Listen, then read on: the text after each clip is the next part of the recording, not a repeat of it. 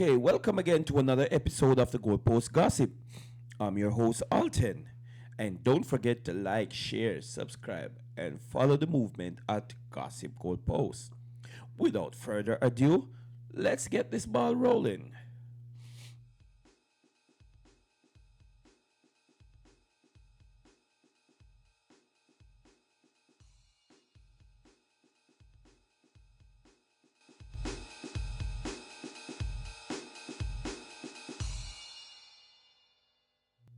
Okay, welcome back.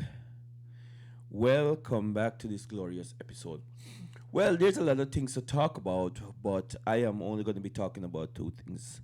This is just a quick touchy base, share my thoughts, and on how things are going and on what happened. Okay, so the first thing we're going to be talking about is no other than Carabao Cup final, which you can see right there. Yes, Arsenal looking for the quadruple. Now they're down to triple. They still have a chance to have triple. But here we go. A big fat X on one of the trophy that they thought they were gonna win because they are apparently to them in their head they are the better team in the world. So Arsenal got defeated, and Nico O'Reilly, man, Nico O'Reilly is a left back, and he always find himself in the position where the strikers are supposed to be. I think this guy is taking over Haaland's job. He's been finding himself in some glorious position. So he scored the two goals, and Arsenal, look at the stats. Arsenal, like after the goals, like I think it was in the last 10, 15 minutes in the game, Arsenal start to show some characters. They do started the game good. They were dominant. They were the one who kind of having all the possession, creating all the chances, like within the first 15, 20 minutes of the game, and then they just lose it out. They only had 37% of the ball, which they are not playing possession football these days, but they are very successful. Manchester United is known for possession football. And Manchester City, I should say. And Manchester City only had two shots on target, which evolved to the two goals. As to Arsenal have three shots on target. As you can see, every other statistics in the game was kind of pretty even, because both teams were kind of respectful, or I would say fearful of each other. No, Arsenal, after so many years not winning a trophy and they ended up in a final, they were approaching it with caution, and I felt like it was just too much caution. They show Manchester City too much respect. You understand? They didn't go all out. I don't think Arsenal go all out. They were reserved because they didn't want to lose this game. And nevertheless, in the end, they ended up losing that game 2-0. The big gunners didn't show up. Saka didn't show up. You know, Eze, they didn't play Eze. They said he had an injury. Um, Martinelli and Madueke came on in this late in the second half, um, almost to the end of the game. Madueke came on with a little flair and so forth and so on, but I think it was just a little bit too late to create an impact, you know? And that's kind of silenced the Gunners, you know what I mean? Silence the Arsenal fans because they're getting too much ahead of themselves. They're way too much ahead of themselves. And everywhere you go, they posting this, they posting that, they bragging, they did this, they that. Come on, until the trophies go in your hands, you don't win nothing. Because we know Arsenal. So it seems as if they have the Premier League in the bag because Manchester City been slacking off on their last two games that they're supposed to win and they actually drew them. So they extend. So yeah, it seems like they have the Premier League in the bag, man. It seems like it's like a 85% guarantee that they have the Premier League in the bag, which sucks because City just fall off. And talking about City in that manner, we have to understand that City rebuild their team within a year and a half. You know what I mean? City rebuild their team, and their team is still performing at a high level. And what I like with City is that they rebuilt their team, but they didn't completely go and gutted out the entire, experience out of their team. They held on to a couple experienced player to kind of help nurture these talent, and it is really, really paying off. Don't mind they not win the Premier League this season. I wish they would have, but they are competing at the highest level. You know, they are, and to know that it's a basically a young team, a fresh team. Unlike other teams who are doing this kind of project and completely gutted the experience from their team and expecting success, that's not gonna happen. So, still on the Carabao Cup, before I leave off, is that the first goal, as you can see right here, that Kepa Arepabalaga mistake, I think I can play a little piece of it. Right there, where the ball came in, and boom, right through his hand, boom. That was a Kepa mistake. Yeah, that was a Kepa mistake. And see, here you go, Nico Riley, ball in the back of the net. The ball came right through Kepa, and that is that that kind of goalkeeping should stay with Chelsea. You know what I mean? Yeah, we expected Chelsea to do stuff like that, but Kepa nevertheless is a very good goalkeeper. Can't take that away from him. And I saw it online where a lot of Arsenal fans are talking trash about why they play Kepa instead of David. But why though? Kepa is the goalkeeper in this competition right throughout. Why would you want to take him out of the final? He was the one who doing the great job right throughout the competition and take you to the final, right? So it is only right for Kepa to also be in the final. Like, it wouldn't be fair to take him out of the final at all. So these are some of the things why we kind of really dislike Arsenal fans, is that they are really biased. They are really biased. Yes, he made the mistake.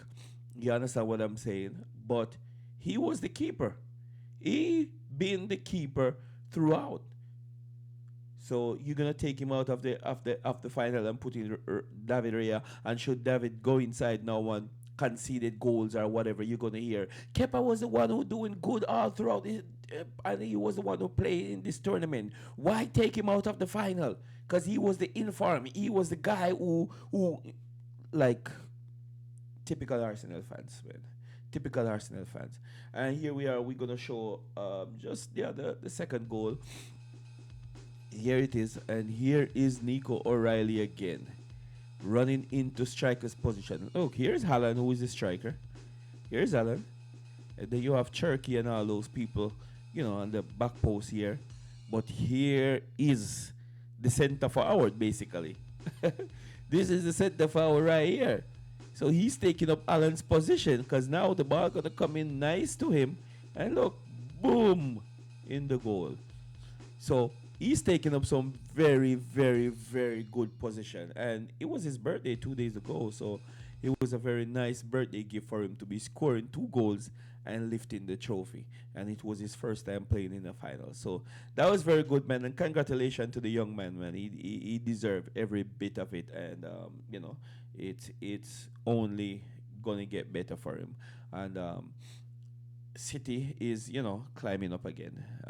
They never went down, but they were a little bit below their standard, and they're getting there. And it's not going to take long, because it's not a project rehaul. You know what I mean? It's just a transition that they were making, and it wasn't 100% transition. They are smart enough, unlike Chelsea. They were smart. Unlike Chelsea, Chelsea got defeated by Everton 3-0. What happened is, like, we are allergic to top four. You understand what I'm saying? And every time we have an opportunity to go into the top four, we fuck it up. Chelsea been losing out for what? This is what, 5 games straight defeat. And it's not only just defeat. We conceded like a total of what? 8 plus 3 right here, 11. We conceded 12 goals. We conceded 12 goals in our last 4 games, man. This is horrendous. This is ridiculous. This is not a top six big team in England. This is impossible to believe. Look at the statistics. We're playing possession football, but we are not doing nothing with it. We're going from side to side, corner to corner. That's all Chelsea is doing these days.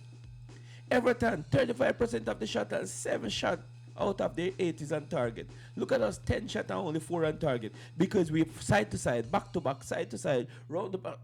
Like, we need everybody out, bro. We don't have patience for this shit, bro. Like, we don't have patience for rebuild, man. You guys are rebuilding in the wrong manner. You understand what I'm saying? You guys gutted out all the experience out of your team, bringing all these kids for this project, and expected you're gonna get result. No. But as long as we, the fans, keep supporting you guys, keep buying the merchandise, keep buying tickets to go to the games, keep watching these games, for you to get, millions of viewers, keep supporting and commenting on your YouTube videos and your Instagrams. You're not gonna care because you're generating your revenue. You only worried about your revenue. We the fans need result, bro. That's all we are asking for is results. We went out there and we playing against Everton and we playing a very high line football again, like the same style of football that we play against a um a PSG. We're playing a very high line football. Playing a very high line football, you have to have good defensive unit. Our goalkeeper made 2 errors that leads to 2 goals. Chelsea, come on, man. I would rather you guys take somebody else and put in the goal and we conceded goals rather than I see Robert Sanchez in that goal. I'm not gonna lie. I am tired of Robert Sanchez. We are tired of Robert Sanchez. We're tired enough. We are tired of these defensive errors, man. Like, you are getting so much money as a goalkeeper, and sometimes you are in the game and not a lot of shot coming towards you. And whenever they do come towards you, we have to be worried. You trying to play the ball back from the back. It could have been 4 or 5 because you made so many mistakes in this game, man. When are we gonna just put Robert Sanchez on the bench and just let's suffer with somebody else? Because this guy get way too many opportunities to prove himself and he keep messing up. Robert Sanchez is the downfall of Chelsea. We all know that is the biggest problem in Chelsea right now. But I don't know why they keep giving him chances. Why did we get rid of Jurgensen? He was the guy who was supposed to replace this mother scunt, and we get rid of him. Now we are stuck with this douchebag, man, that keep making these simple mistakes. Use somebody else. Use the third choice goalkeeper. Use somebody else other than Robert Sanchez, to be honest. I rather see we lose and lose big with somebody else in the goal than Robert Sanchez. And I know a lot of us feel like that because it is ridiculous. So all of us Chelsea fans is like we're waiting on the statement, man. We need some of these people to go. There's no doubt that we have talent, but talent without work it's dead. It's dead. The side to side kind of football we're playing, you're trying to play from the back without a goalkeeper with the confidence to play from the back. It's just not coming together. And I told myself that I am not watching another game for the season. I am not watching another game for the season. Knowing how much I love my club and think I want to not watch another game, and I need to find things to do in the time when the games are going on so I can stay away from the games because I'm hurting watching these games, man. I'm hurting, and all the fans are, and I'm pretty sure the message is going to the owners. But do they care? They got their bag. They don't. They don't. We get kicked out of Champions League now. We're from the start of the season we were contenders. These 3 seasons now we are contenders for Premier League. This season we seems like we were gonna really win Premier League. At one point we were like a couple points away from the top to overtake our. And now look at us, struggling to even qualify for Europa next season. Ridiculous, ridiculous. And this is not the Chelsea we used to. This is not the Chelsea we love. This is not the Chelsea we know. And we, the fans, we need a change. Yeah, We do need a change. All right. Not much to say. Not much more to say about that, except the teams are going into on international breaks. Make sure you watch your favorite team, Samba. I'm gonna be watching Brazil games, and Estevao, he came on in the last game that we play against Everton.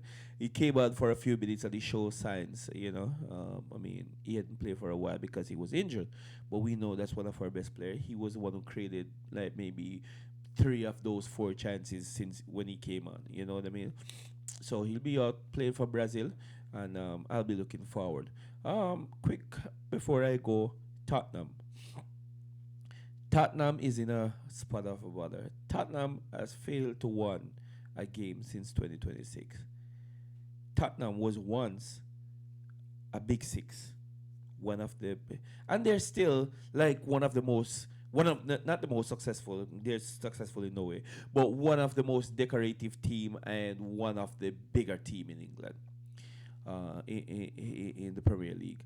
But what happened? Tottenham is fighting relegation, and I kind of have mixed feelings because, I just think they need a real coach. They got talent, they got players who can make a difference. But the switching up of the team, they play against Atletico in the second leg. They play so good, and then they have a completely different team coming up against Forest in the Premier League on Sunday, and they got defeated heavily.